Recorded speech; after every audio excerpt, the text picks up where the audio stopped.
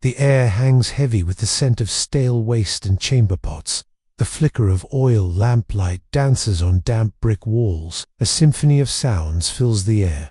The rhythmic clatter of a nearby forge, the lilting melody of a street musician's violin, the boisterous laughter of a group of men at their evening ale. Imagine yourself standing at the corner of Whitechapel High Street and Dorset Street, gazing at the towering buildings that seem to close in around you. These are not merely bricks and mortar. They are silent witnesses to a life that once teemed within them. Now, if you don't mind my asking, might I inquire about the nature of your travels? You see, I am forever losing things and misplacing my notes. It has always made me feel rather distinguished. So there you have it. Those are my 3 simple requests. Oh, thank you so much. Why, you are a true gem. Your thoughtfulness warms my old heart. Their days are filled with the drudgery of working-class life, their nights haunted by the spectre of poverty. This is the Regent's Canal, a lifeline of trade and transport that cuts through the heart of London. But for the people of Whitechapel, it's more than just a waterway. It's a source of both livelihood and peril. The juxtaposition of lives lived on the water and the relentless grind of factory work, all set against the backdrop of a city in transition, is a powerful reminder of the human cost of progress. Yet they endure, bound together by the unbreakable threads of family and hope. Their lives are a precarious dance on the edge of society, their existence overlooked, their struggles ignored. It's a place steeped in history and tragedy, a silent witness to the horrors that unfolded in the nearby alleyways. For it was here, just a stone's throw away from the safety of the tavern, that Jack the Ripper stalked his victims. Further along the canal, the grim reality of industrial London unfolds. Many have walked these virtual streets with me, each bringing their unique perspective, their thoughts and feelings adding to the rich tapestry of this historical journey. Should you wish to continue exploring the annals of history or perhaps delve into other captivating tales from bygone eras, I encourage you to stay tuned. Who knows where our adventures will take us next? Until then, keep an eye out for those hidden gems of history in your everyday life. After all, it's in the smallest details that the greatest stories often lie. And if you, dear viewer, feel moved to share your thoughts, please do. Your comments are the threads that bind us together, weaving a vibrant community of learners and history enthusiasts. The very walls seem to whisper tales of fear and despair. Within these 4 walls, people lived, loved, and died. And outside, under the murky glow of the gaslights, darkness held a different kind of life. The clink of glasses and the murmur of conversation fade into the background as you contemplate the stark realities of life and death in Victorian London. You find yourself drawn to a tavern, its windows glowing with inviting warmth. As you stand amidst the sights, sounds and smells of this bygone era, remember that every brick, every cobblestone, every faded painting tells a story. A story of hardship, yes, but also of resilience,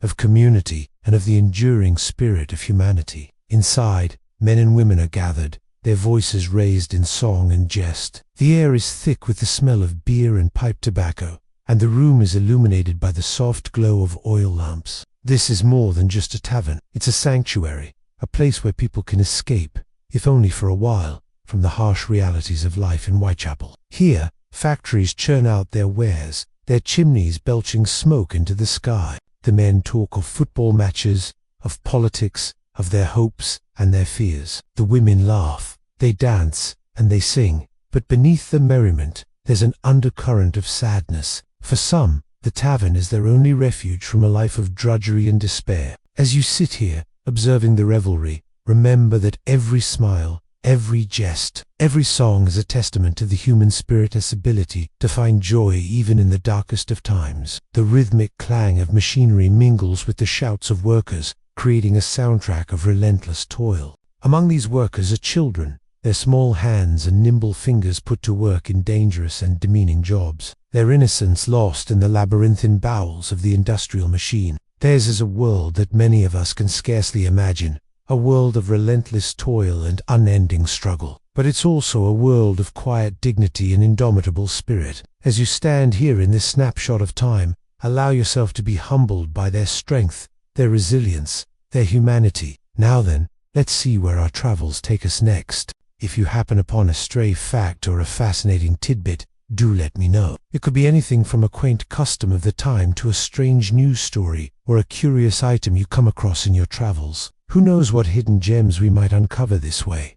Are you a historian taking a break from your studies? A writer in search of inspiration, or perhaps just a curious soul with an interest in bygone eras? Do tell, for it always intrigues me to know why folks like you take an interest in these historical musings of mine. Here on this very spot, men, women, and children have lived, laughed, and died. Above it all, the ceaseless rumble of London's lifeblood, the river as it winds its way through the heart of the city. Shopkeepers hawk their wares, street vendors weave through the crowds, and the air is thick with the aromas of fresh bread, roasting meat, and pungent cheeses. Before you stands a family huddled around a flickering candle, their faces etched with a lifetime of toil and hardship. Their clothes are worn, their shoes are threadbare, but their spirits remain unbroken. The father, a burly man with hands that tell tales of manual labor, sits reading a worn Bible.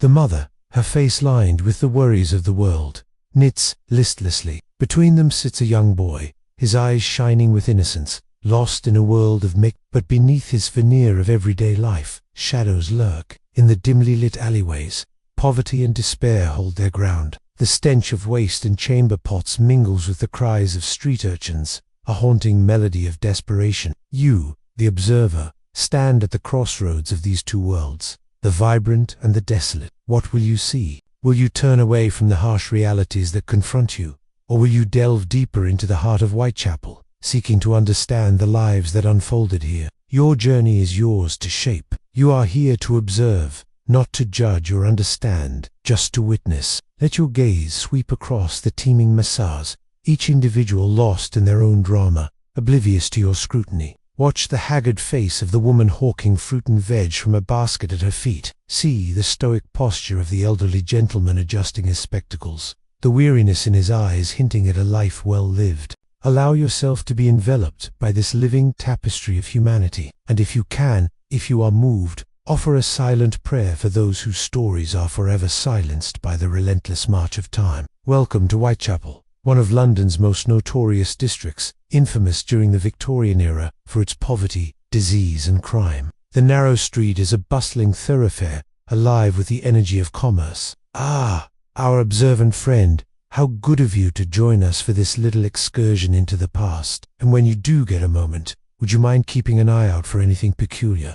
Lastly, and this is a small request, would you humor me by using the name given to me by my adoring fans? Call me Professor Plum. Allow yourself to be transported to a cramped room in one of Whitechapel's many tenement buildings. This scene, though heartbreaking, is not an isolated one. It's a microcosm of thousands of lives lived in the crowded streets of Whitechapel. Now, should you care to venture further into this world, you might find yourself wandering along the banks of a canal.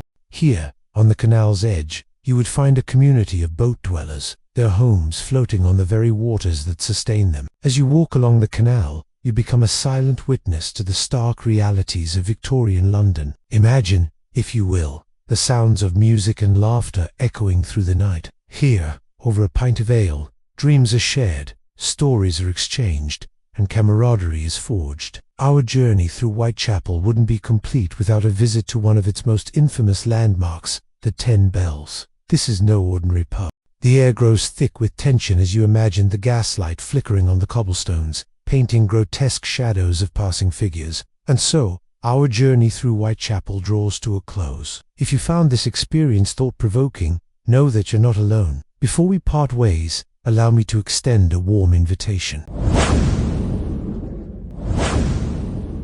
19th century England, a period of remarkable progress and innovation, but also a time of stark contrasts and unsettling realities. Picture this: you are transported back in time to London during Queen Victoria's reign, an era marked by rapid industrialization, urbanization, and profound social change. You awaken in a room devoid of light, a dim oil lamp struggling to pierce the gloom. Damp seeps through the cracked window panes, mingling with the aroma of stale waste and chamber pots. Water, a necessity of life, becomes a test of the communal pump shared by hundreds stands as a constant reminder of your place in the urban hierarchy. Joining the queue, you stand, shoulder to shoulder with others, each clutching an empty bucket, a silent testament to their shared struggle. The sights, sounds, and smells assault your senses, painting a vivid picture of a world in transition. The transition from the dimly lit, grimy streets to the cavernous halls of industry is both jarring and sobering. The air inside is thick with the metallic taps of machinery, the acrid bite of coal smoke, and the faint, unsettling musk of human fatigue. As you step back into the dimly lit room, you carry with you the grime and fatigue of the day. The day has been a cycle of struggle, a relentless pursuit of survival. Each task, each interaction, each breath is a testament to the indomitable spirit that thrives even in the harshest of conditions. The day is done, but tomorrow awaits, promising a new set of challenges, new battles to be fought, and new victories to be won. The familiar surroundings offer little solace, but the presence of others, the shared stories, the quiet laughter, these become your solace. For in this microcosm of society, you find a sense of belonging that transcends the harsh realities that define your existence. Here, amidst the rhythmic clanking of gears and the steady hiss of steam, you are but a cog in a vast machine. The tasks assigned to you are repetitive, demanding, and unforgiving. It's a testament to the strength and dignity of those who, despite facing unimaginable hardship, strive to live with grace and quiet determination. Now we ask you, how would you fare in a day in the life of a Victorian slum dweller? Could you endure the squalor, the uncertainty, and the unrelenting struggle for existence? Share your thoughts, experiences, and perspectives in the comments below. Your comments enrich the discussion and help us all understand this poignant aspect of history. If you enjoyed this immersive journey, we invite you to like this video to show your appreciation. Don't forget to subscribe to stay updated on our latest historical explorations. Thank you for joining us today, and until next time, keep exploring the past to better understand the present and shape a better future. Each movement, each gesture is a testament to the dehumanizing effects of industrial labor. Yet amidst the drudgery, you find camaraderie. The shared silences, the tired smiles exchanged across the room, the quiet determination etched on fellow workers' faces. These are the bonds that sustain you. The silent understanding of those who face the harsh realities of industrial life together. The clatter of horse-drawn carts, the hawking of street vendors, the distant drone of industrial machinery, all form a cacophony that underscores the relentless rhythm of the city. Amidst this clamor, you seek your day's work, the means to earn a meager wage that will sustain you through yet another day. The quest for work is a test of resolve. The competition is fierce, the wages low, and the work back. Each step brings you closer to the heart of the city, to the bustling factories and workshops that promise, or so you hope, the prospect of a day's pay. The wait is a ritual of patience, of forbearance, of accepting the harsh rules of your existence. Finally, the bucket filled with murky water, you return, knowing that this precious liquid is not just for quenching thirst. The shadows lengthen, mirroring the weariness that creeps into your bones. With fading light comes the promise of respite, but the journey back to your dwelling is fraught with its own challenges. The streets, already teeming with life during the day, transform into a labyrinth of peril as darkness descends. The flickering gas lamps do little to pierce the gloom, casting long, distorted shadows that dance menacingly along the walls. Each step takes you deeper into this urban maze, where danger lurks around every corner. But for every facet of existence, drinking, washing, preparing the scant meals that sustain you, in each drop you see a reflection of your life, the struggle, the resilience, the quiet dignity of those who endure. The room itself, if one can call it that, is more a cavern than a dwelling. Imagine preparing a meal that consists of a thin porridge, a meager broth, perhaps a slice of bread. The transition from the cramped confines of your dwelling to the teeming crowds of the city is akin to entering another world. The narrow lanes, often unpaved and eternally slick with waste and refuse, become your domain. The air, already heavy with the stench of decay and industry, envelops you like a shroud. With each step, you navigate a landscape shaped by poverty and neglect. The buildings, once symbols of grandeur, now stand as hollow shells, their facades marred by grime and despair. The streets themselves are a microcosm of your existence, a blend of hope and desperation, of dreams deferred and lives disrupted. The process is as much a part of your existence as the consumption of the scant morsel that graces your bowl. Each movement, Each gesture is honed with years of practice, born out of necessity and executed with a quiet grace that speaks of a life well lived despite the hardships faced.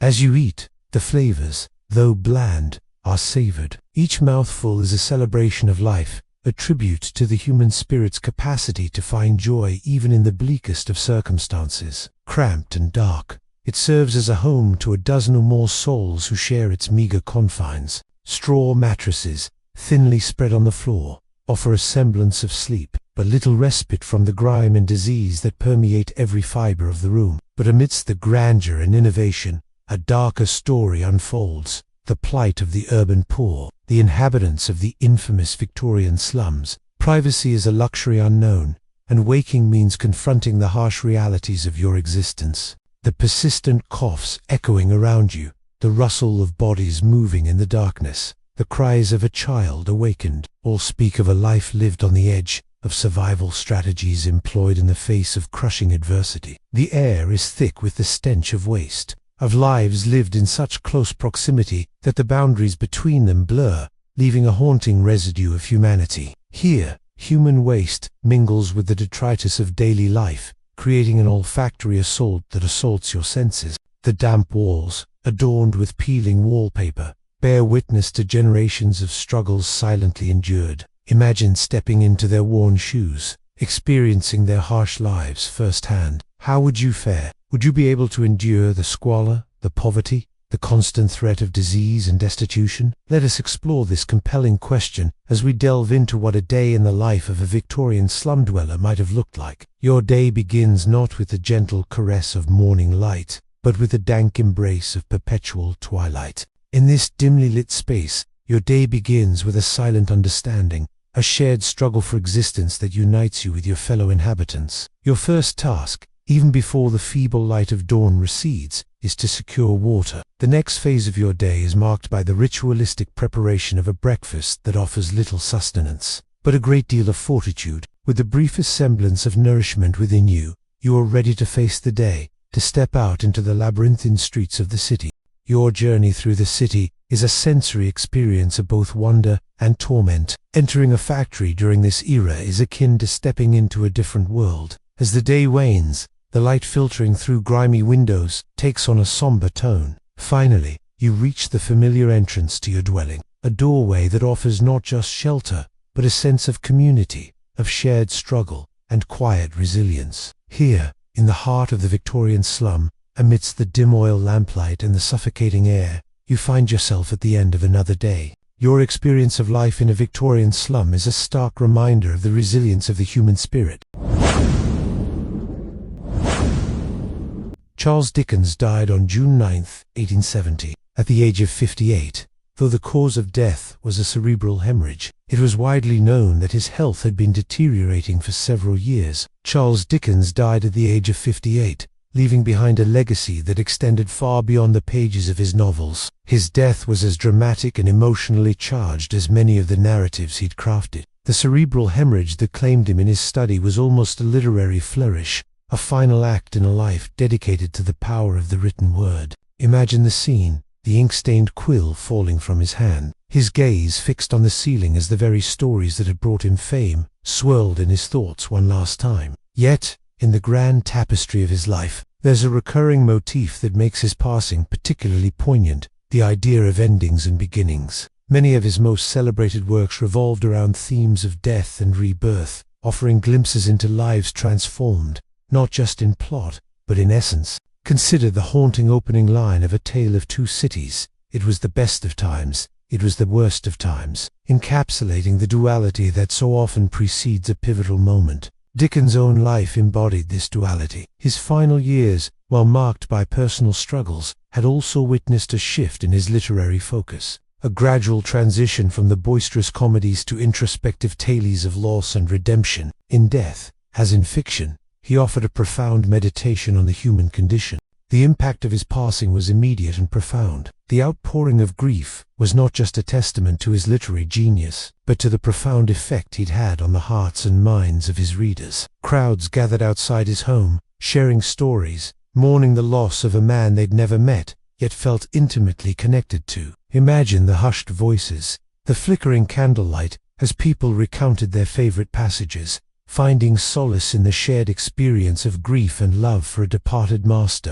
The legacy of Charles Dickens is a constellation of themes that continue to resonate with modern audiences. His unflinching portrayals of poverty and inequality, his celebration of childhood innocence, and his belief in the transformative power of love and compassion remain as relevant today as they were in his time. Furthermore, Dickens's impact on literature was monumental. He pioneered the serial publication of novels, bringing literature directly into the homes of readers. His masterful use of language and unforgettable characters continued to captivate readers of all ages, solidifying his place as one of the greatest storytellers in history. Moreover, Dickens's contribution to social reform was nothing short of revolutionary. His passionate advocacy for the rights of the poor and marginalized helped to bring about significant change in Victorian England. His work served as a call to action, urging readers to confront the harsh realities of their time and strive for a more equitable world. Dickens's final years were marked by a growing unease, a sense that his creative output was diminishing,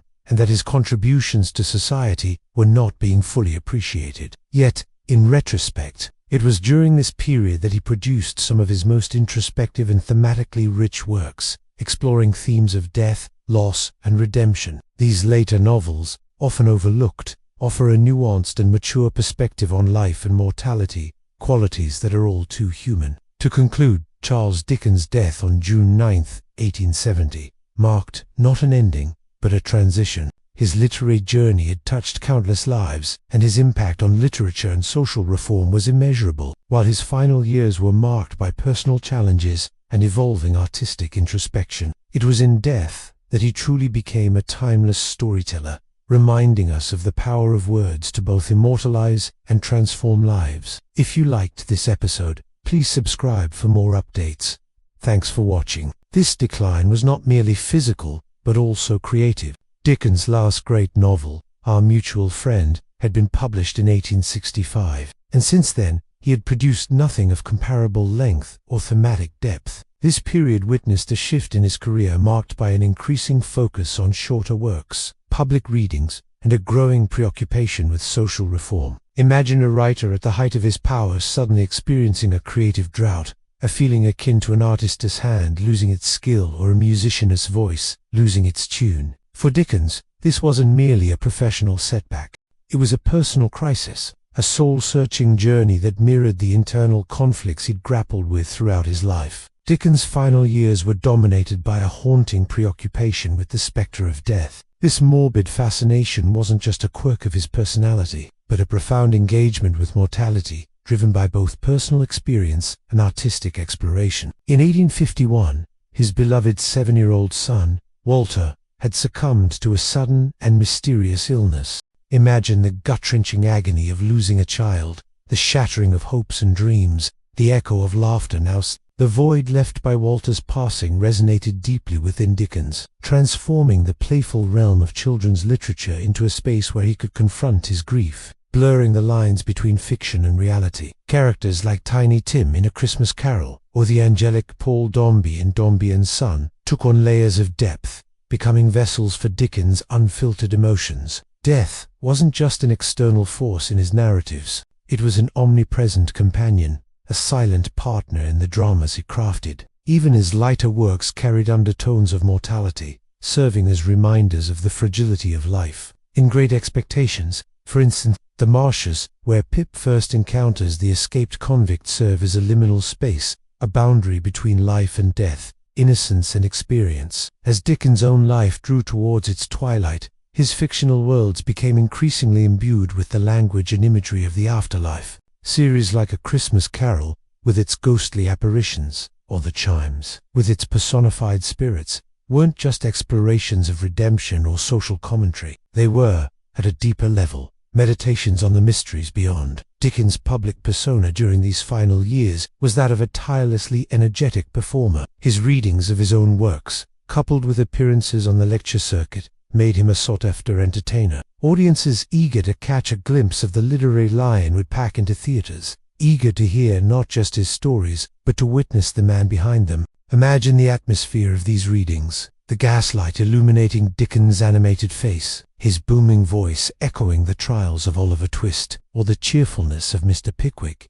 These performances were more than just a display of talent. They were acts of generosity, sharing the fruits of his labor, connecting directly with his vast readership. Yet beneath the surface of this public triumph, Dickens was grappling with a growing unease. His forays into social reform, particularly his vocal opposition to capital punishment, were met with a mixed reception. Some praised his humanitarianism, while others criticized what they saw as excessive sentimentality. In the eyes of many, Dickens had strayed from his core strength, the art of storytelling. To engage in controversial matters best left to those in positions of authority. This backlash, while disheartening, was part of a larger struggle that defined Dickens' career. His commitment to using his platform for social good was often at odds with the expectations of his audience, who simply wanted more light-hearted tales.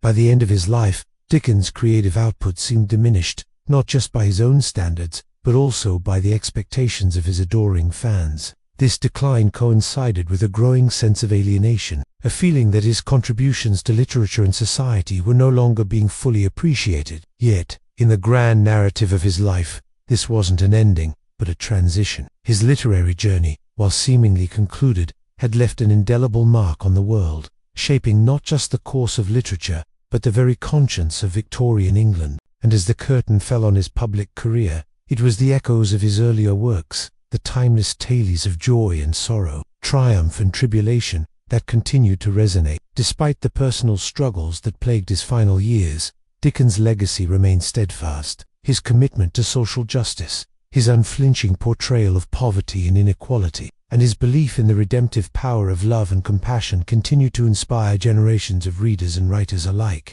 The boy who once pasted labels in a dingy factory had become a literary colossus, his words transcending time, reminding us of the heights to which the human spirit can ascend, even in the darkest of times. The date June 9, 18 marks not just the passing of a literary giant, but the leaving of a void that would forever alter the landscape of English literature. This is a story about someone so monstrous, so unnerving, that even today we cannot bring ourselves to say his name, and yet, wherever the fog of London descends, his spectre seems to rise. They called him Jack, but his real name is lost to time, buried under layers of fear and myth. But why? Why do we tell the stories of such monsters? Is it morbid curiosity, a thirst for the macabre, or something more? And stale waste, we meet Frederick Aveline, a man wrestling with a case that threatens to consume him. Remember, if you liked this video, don't forget to hit that thumbs up button, share with your friends, and subscribe for more incredible stories. Until next time, stay safe and keep exploring the extraordinary in the ordinary. Unlike his colleagues, Aveline finds himself deeply affected by the plight of the victims. He doesn't just see them as statistics or fodder for sensationalist headlines. He sees them as human beings, their humanity made all the more poignant by their brutal demise. His investigation goes beyond mere duty. It becomes a personal crusade, a burning desire to bring the killer to justice. The question is, in a city that seems intent on burying its head in the sand, can Aveline's relentless pursuit of truth make a difference? Amidst the grim reality of the killings, a glimmer of hope emerges in an unlikely place. Enter Walter Sickert, a painter drawn to the darker aspects of London life. For him, the city's underbelly is not just a subject, it's a muse. As he paints, he captures not just the physical features of the city, but its soul, its pain, and its resilience. In one of his paintings, we see a chilling depiction of Jack's final victim, Mary Jane Kelly. The canvas becomes a mirror to the city's fear, a testament to the brutal reality that Jack has created. As the investigation reaches fever pitch, Aveline's obsession borders on madness. He loses himself in the labyrinth of clues, consumed by the need to solve the case. Yet even in his darkest hours, there's a flicker of humanity that refuses to be extinguished. The story doesn't just revolve around the hunt for Jack, it delves into the social fabric of Victorian London, exposing the harsh realities of poverty, prostitution, and societal neglect. It's a world where women like Mary Jane Kelly are not just victims, but casualties of a system that fails to protect them. As the net tightens around Jack, the tension builds, keeping you on the edge of your seat.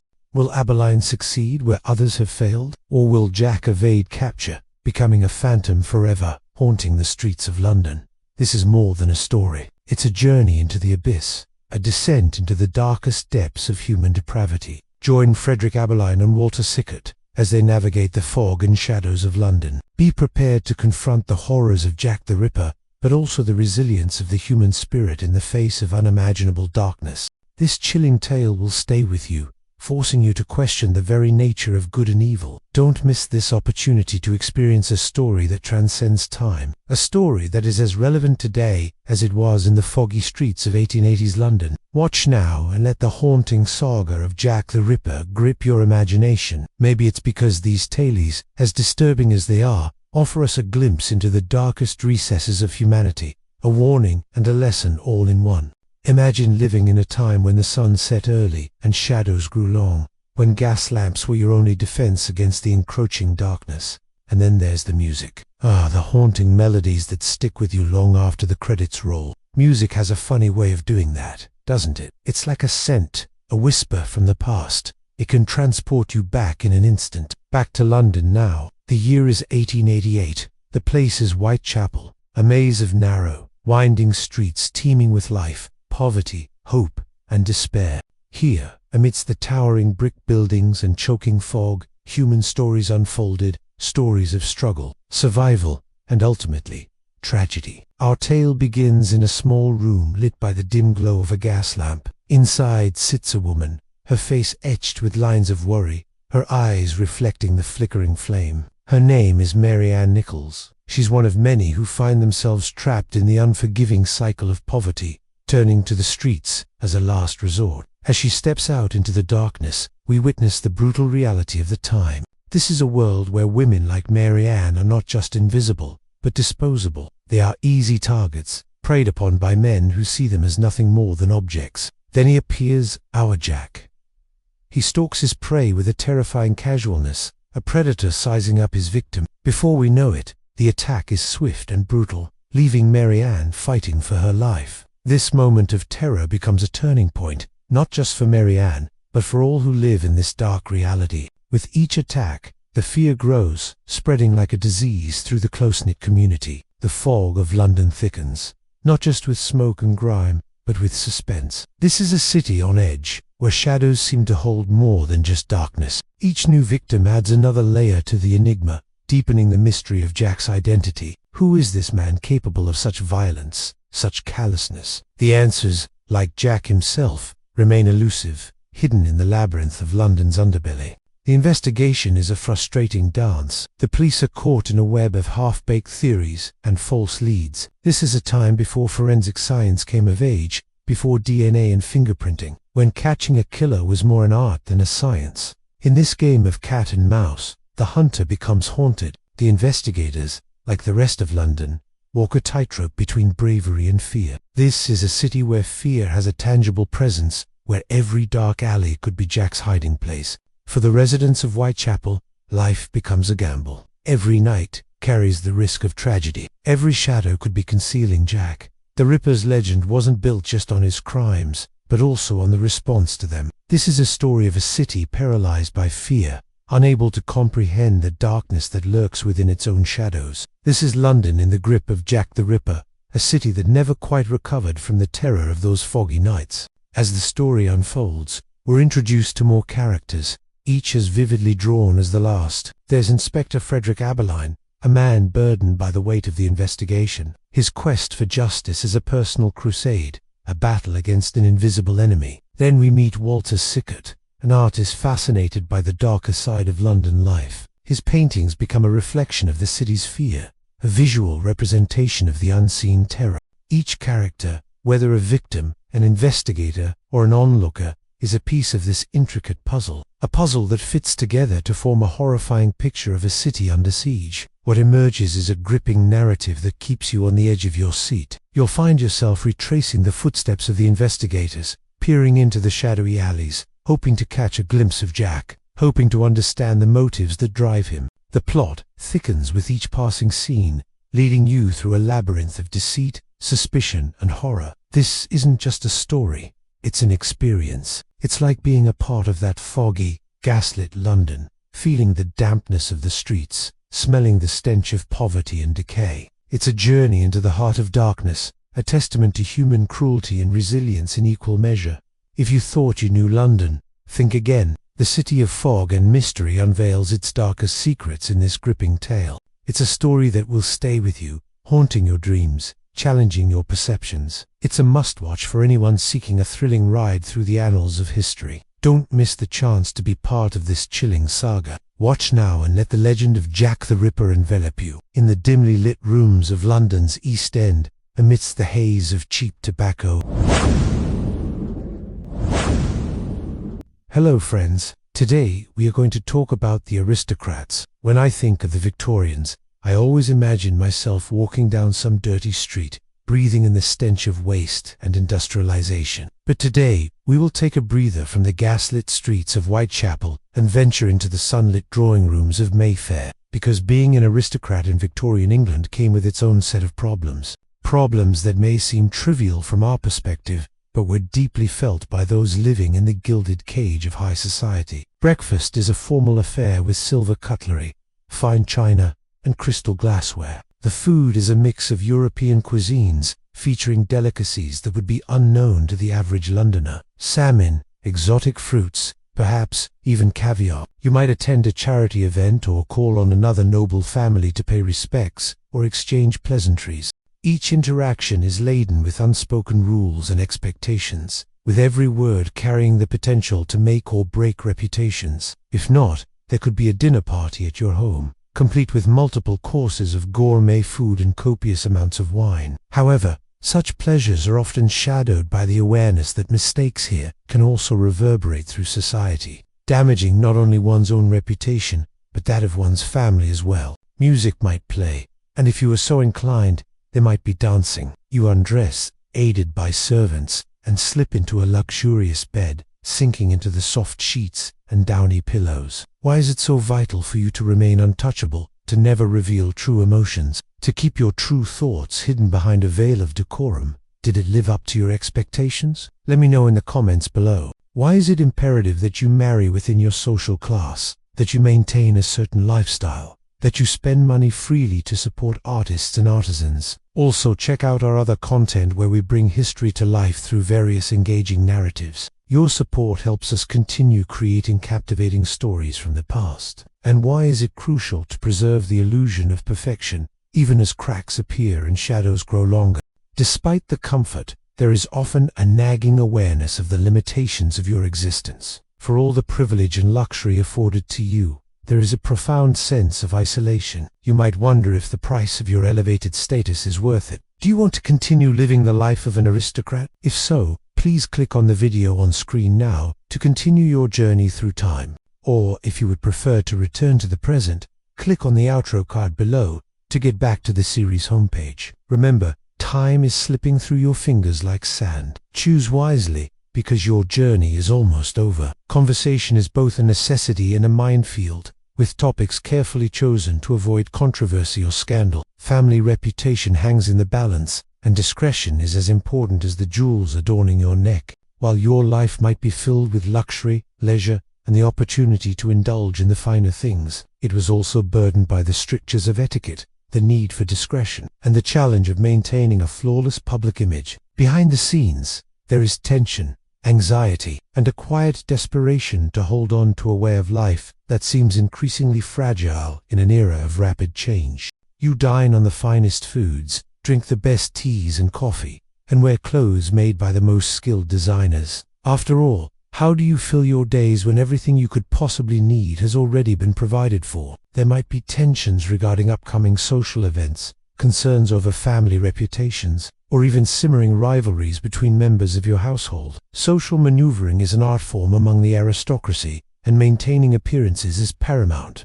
Gossip, though frowned upon, can be as sharp a weapon as any other, and its effects can linger long after the initial sting. How does one find amusement when every whim is catered to? And how does one fill the gaping void of a life devoid of true freedom? You awake slowly, aware of cool air caressing your skin, sunlight dappling across the canopy above your head. The drawing room is prepared, with delicate china, crisp linen, and the finest selection of teas.